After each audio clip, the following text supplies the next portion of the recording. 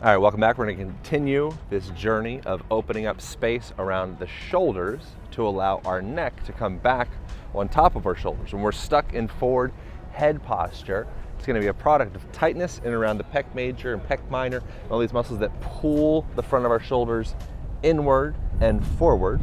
They're going to be pulling our head forward while also creating tension in the back of the neck and looseness in the muscles in and around the rhomboids, mid traps, low traps. So it's called a upper crossed syndrome because there's tension happening in the front of the chest, tension happening in the back of the neck, and then a laxity happening in the muscles around the throat and the neck, and a laxity happening in the muscles around the mid back. So rhomboids, mid trap, low trap.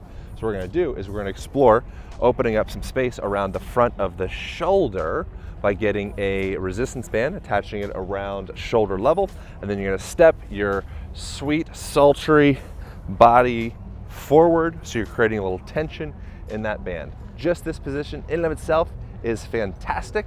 We're starting to create a little traction in that shoulder joint, that glenohumeral joint, and then you're going to step yourself into a lunge position, and I want you to actively reach your hand down towards the ground like so.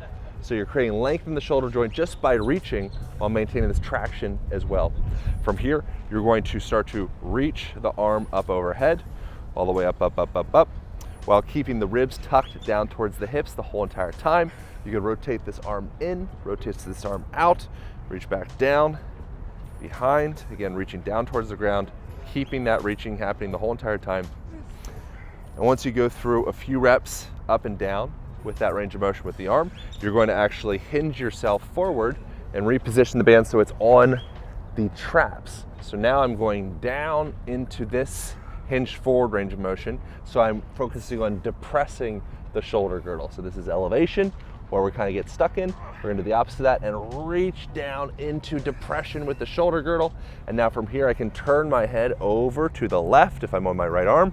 I'm gonna rotate my arm medially, internally like that. I'm gonna get a little stretch through this range of motion. So I'm opening up through all these muscles in and around the neck, all the scalenes and platysma and SCM and all the fancy terminology, opening up space through here, opening up space through the front of the shoulder girdle, and then I can also come up, reach up overhead like so.